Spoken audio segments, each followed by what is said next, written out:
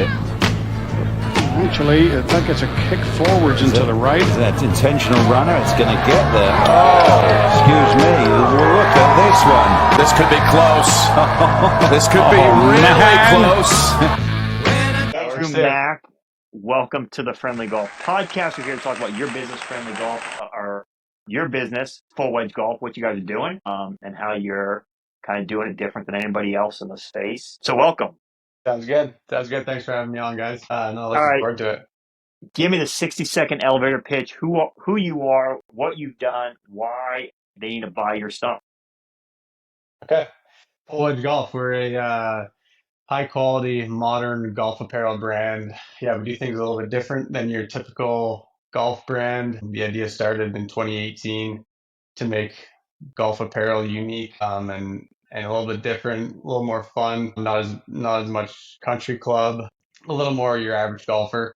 So it started with golf polos with different designs on them. We made a website, started promoting ourselves on Instagram using influencers, and started to gain traction through that online. And then we offered our products wholesale to golf courses and golf stores. Saw tremendous traction there. Those two things worked in synergy to really grow the brand. Added a bunch of new products. So we have a really well-rounded golf apparel line, men's, ladies, youth, a lot of performance wear, and then a lot of also casual streetwear, which has been super popular with the younger demographic.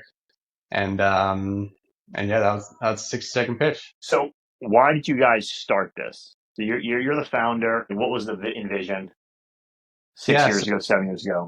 Yeah, so I'll take you back to 2018. I was in college here in Canada, and I was studying kinesiology. So here it's basically if you want to become a physiotherapist or chiropractor, which I found out pretty soon on, and did not want to do any of those things. I knew I always wanted to start a business. I have a passion for golf. Yeah, and I figured, kind of when I was going into golf stores and pro shops, there wasn't really an offering of what I was looking for, something a little different, a little more fun, more geared to the younger demographic. So yeah, from there, like I said, set out to create a fun, unique golf apparel brand that was well fitting and yeah, just stuff that I would want to rock on and off the course. So yeah, and then it's kind of morphed into becoming a modern golf apparel brand. So golf hoodies, streetwear, casual wear, stuff like that. How did you guys get the money to start? You're just out of school. Yeah, funny enough, I always had an entrepreneurial spirit. Whether it was reselling concert tickets, I started a little silicone wedding band company, bunch of different little things before I landed on Full Wedge Golf. And so I was into crypto as well. So that was actually how I got my initial startup money, which was about $100. That was the first order. So sold off some of the crypto, and that's where it came from. All right, so early days, are you doing everything? You're pick, pack, and shipping? Everything out of my parents' basement. Yeah, pick, pack, shipping, social media, website. There's a lot of just great tools that you can use, like through Shopify and stuff, that makes it super easy for entrepreneurs to start by themselves. But yeah, extremely lean. And yeah, I was working at my parents' basement for the first couple of years, and that was just my part-time gig. And then I just became busy enough to take the leap to do it full time, and then was able to need a warehouse space and employees, and it's kind of just grown from there. A true hustle story we have here. And I think my first question is the name Full Wedge based off the saying full send? So yes and no. So the name Full Wedge. So yeah, when I was trying to figure out a name, as you guys know, it's one of the hardest things to do, to find a good name for your company. So had a couple names floating around. One of them was Pin Hunters Golf, but the domain Wait a minute. Pin. That's like Jonah's territory. Isn't that a... Now, did you do this before Pin Hunters took the name? Or who came first? No, so it was just one of the names that popped up, and then the domain name was taken. Okay. So I had to immediately move off that. And then yeah, I was on playing one of the local courses here with my buddies, and we were on a par three. It was about 145 yards, and instead of hitting a knockdown 9 iron, it was like, no, I'm just gonna go with a full wedge, and like that was kind of the start of the name. And then just kept repeating it to myself a few more times. Hey, you know what? Like, I don't know, that might actually work. Do the search, make sure it wasn't taken. The domain was there, and then so yeah, ditched pin hunters and went with full wedge. But That's awesome. it's kind of, yeah, like you're going full send with your wedge on that par three. So Exactly, yeah. So that was kind of, yeah, the reasoning behind it. and I guess my follow up is I feel like now you've established enough presence in the space, but at first, a lot of people think you were a wedge company. Yeah, they still do actually. Yeah, so at the even at the PGA show, they saw our van with our logo on the side, and they're like, "Oh, we had to stop by. I thought you were a wedge company." But yeah, it's taken a little bit, but no, they're normally happily surprised that we're actually not a wedge company. We're fully apparel. All right, so That's let's go awesome. back. 7 years ago, your first polo. Yeah. How'd you do it? I mean, are you a designer? Like, how'd you decide what you were going to launch? Zero graphic design background, zero fashion, zero apparel experience at all. Yeah, pretty much just found a pattern online, used a designer that was in, like, it was India at the time, to kind of tweak it, change a couple colors, found a supplier off Alibaba, and that was kind of that was kind of it. Just figured it out. I had no idea, I had no plan. Just I knew I wanted to start something. I knew I wanted to create a cool golf apparel brand, and that's kind of how it started. How many shirts were in your first order, and how long did it take you to sell them? So yeah, so our original supplier, it was the minimum order per design was 100 polos. It was 400 polos. And it was like I did a bit of product testing before I ordered, but definitely not enough. So we got our first shipment in, and the polos had some hanging threads and stuff like that. So that was a bit of a learning curve, but it was just enough for me to get off the floor running and be able to sell them. How long did it take you to move that first shipment? It took like it wasn't overnight success, that's for sure. Took about 8 months. So honestly, my first 100 sales were DMing people on Instagram. Hey, just started this golf apparel brand. Here's a 50% off discount code. Just trying to get our name out there any way possible. Sending a bunch of free product to people on Instagram and stuff like that. So That's awesome. Do you still have any of the first order in house just as we kind do. of Yeah, so we came up with this idea a couple of years ago to like frame our best-selling polo from each year. So you can see year one and two, there's some pretty funky designs in there. But yeah, so we frame our best-selling polo each year. And yeah, so we have a couple hanging up in the office here. So, what was the biggest success, biggest failure in the first couple of years? Biggest success was definitely, which is probably before we were even ready. We landed our first retailer, which is like it's the biggest golf retailer in Canada. It's called Golf Town. We You like love Golf them. Town, Jonah? We love them. They're customers. We love Awesome, Golf Town. awesome. So that was we had about 8 polo designs, a couple hats, and I was just spamming their contact at golftown.com. Like I had no contacts, I had nothing. I started spamming the email. I got a reply, I got a meeting, and that was before our products even had barcodes or anything like that. But that was probably our biggest success. Got a decent order from them selling online. And then yeah, I guess people like saw them online, then also came to our online store to shop and stuff like that. Biggest failure would just be yeah, a lot of trial and error with our suppliers, just foolishly ordering inventory without like confirming all the details and like making sure everything's lined up together. So we got a couple shipments that weren't even like, for example, labeled men's and ladies, or were sized wrong or missing tags. But yeah, that would be the biggest success and failure the first couple of years. So my biggest thing with retail, once you get in there, when did you actually get into the retail stores versus the online? So we were online for the first three years. We got in stores a couple of years ago. Got it. I mean, listen, our biggest thing was once you get in store, that stuff's got to sell. Yeah. If it doesn't, like, you're not going to get back in there. Yeah. They're going to mark it down. They're going to blow it out. They're going to move on to the next vendor. Move on to the next guy. Yeah. I listen to strategies like sell online for the first 2-3 years, right? Establish the brand and then get in store and then do it well. So listen, I'm on your website. You have so many SKUs. You have polos, you have bottoms, you have hats, you have casual, you have women's, you have youth, you have hats, you have putters, you have gloves, you have towels, you have candles, Yeah. socks. All right, selling items.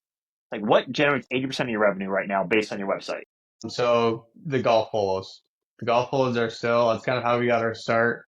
That's what we're known as. That's still our best sellers. Recently, a lot of our casual wear has been selling well, our casual hoodies and our hats, but best sellers are the polos for sure. But yeah, I love to try different things, do new collaborations. So we've done a bunch of cool collaborations with the putter company on there, with the candle company, just different ways to kind of grow the brand and expand. So we do the same thing. I love it. Billy? I was just gonna ask, what is it kind of I was gonna ask, what's your favorite product that you've ever sold? Like design wise, I guess. What is the top one in your head? It's actually this new hoodie I have on right now. It's not out to the public yet, but it's definitely I think it's our most premium product.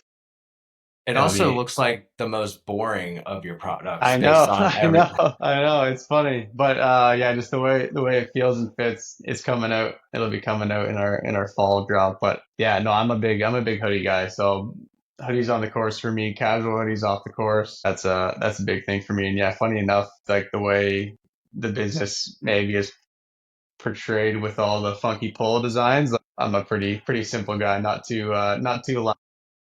Okay, so you can take this however you want. There are some items on your website that are not selling, right? At what point do you make the decision, I'm taking it out back, I'm shooting it, and I'm killing it? Yeah. So we've had to do that a few times with different products, and normally at the end of each year we get together, like get the team together and say, hey, like these aren't selling, they're not moving fast enough. Yeah, that's the end. Discontinue them, bring something else new. But that's yeah, it's kind of an ongoing process. Yeah, there's lots of failures in some of the different product designs that we've had, but yeah, it's a yearly. So, all right, give me an example. Give me something you thought was going to fail but was a success, and then the one that failed or that was a success that you thought would fail. Right? Have I said Yeah, right?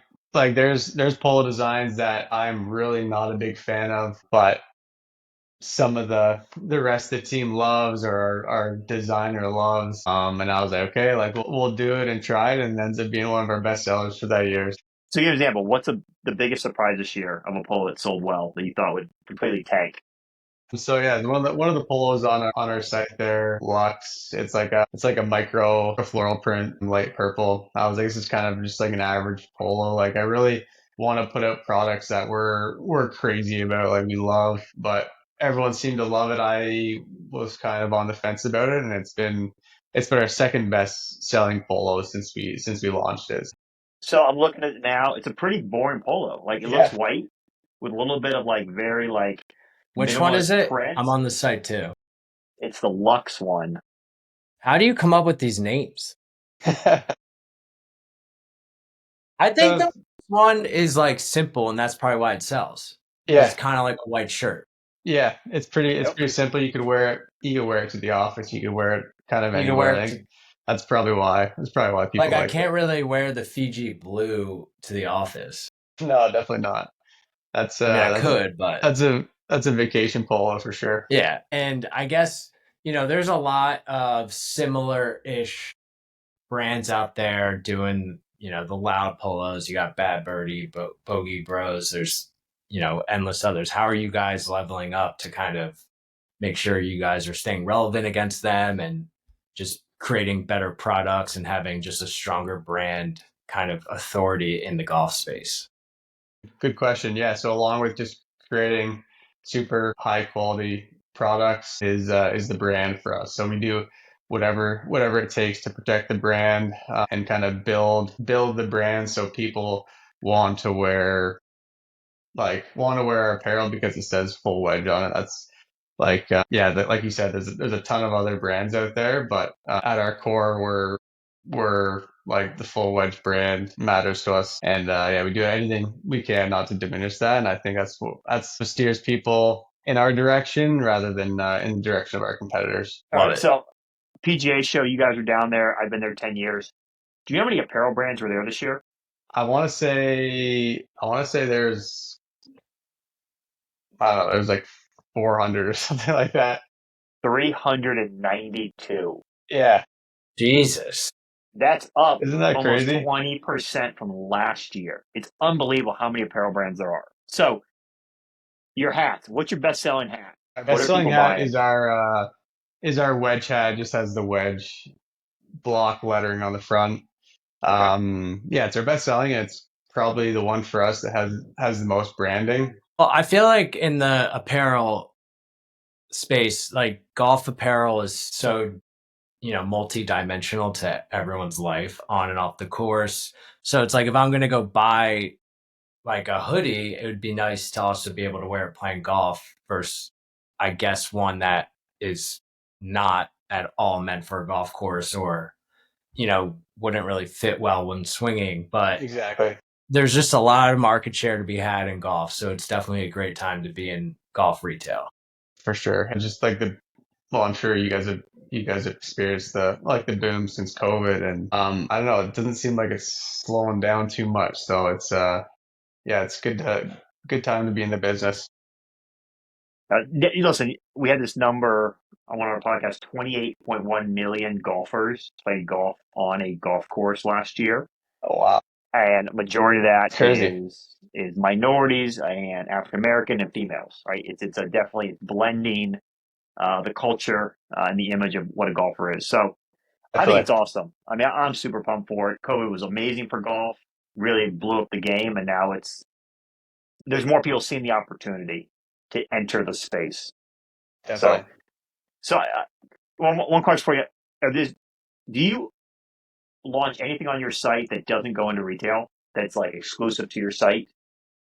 Yeah, so we have a few products, and we're coming out with more products that are kind of exclusively to our site. So people can go online or go into retail shops and shop this selection, but we do have a selection on our website that are online exclusives, and yeah, so far it's done really well for us. You guys have a Azalea edition launching next couple weeks. We kind of do, yeah. So it's called the April collection. It's kind of our Masters spin-off collection, but yeah, be sure to keep an eye out for it. It actually drops on Tuesday the 25th. So I'm not sure when this episode's coming out, but it'll be coming out very soon, and we're pretty excited about it.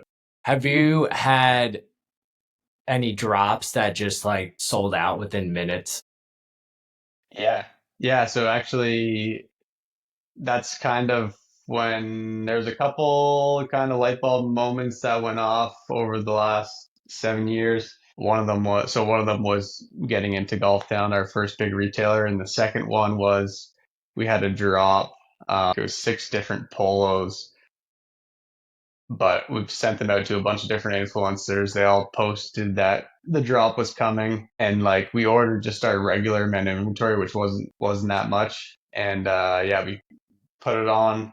There was a couple hundred people on our site on launch day, and sold out, like selling out sizes within the first hour, which is definitely the coolest thing to see. And that was really a moment where I was like, hey, I think I may actually have a real business on my hands here. That's awesome. So, have you gotten the cease and desist letter from Augusta National yet? Because you did something for the Masters that was too close to their copyright.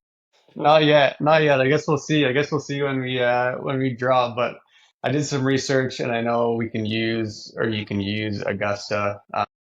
You just can't use, obviously, the Masters. Couple other things you can't use, or like their logo.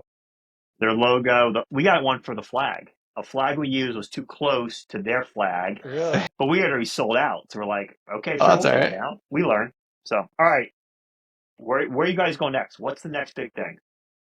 The next big thing, yeah, we have a couple exciting launches this year, a couple limited edition collaborations, with golf bag company, head cover company, just trying to expand in different areas, grow our presence on social media. That's huge for us this year, and yeah, just continue doing a lot of the same, putting out some high quality products that are a little bit different, a little bit unique, and yeah, continue to build our community and brand like things through that like our golf tournament series and stuff like that. Are you guys in any of the big box retailers in the U.S.? I know you're in Golf Town, which is Canada.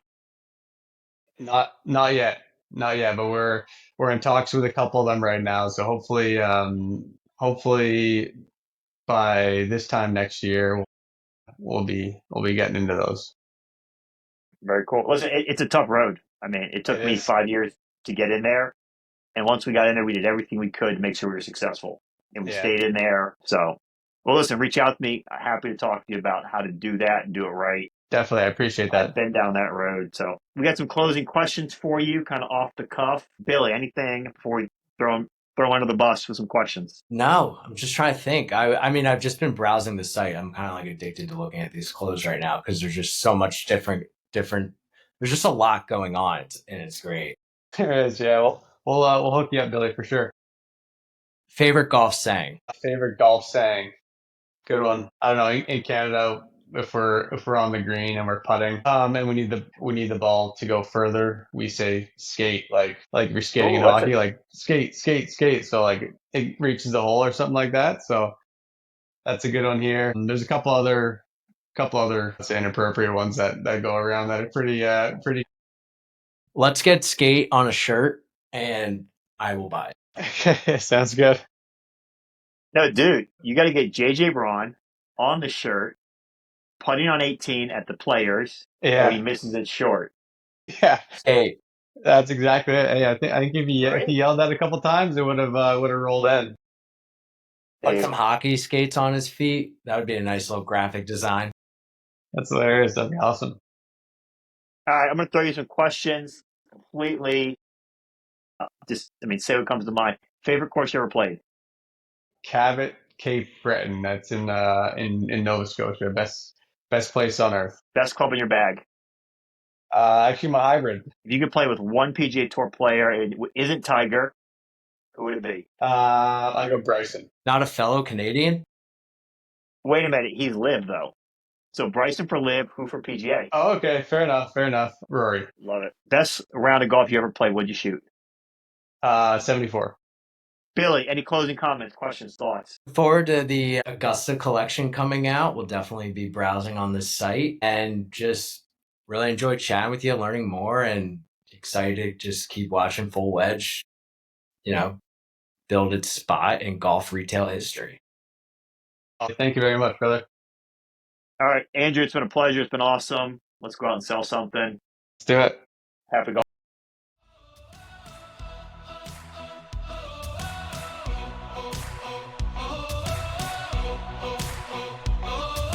Swing it like a boomerang, a tank come around, wanna hit the top. Ooh la la.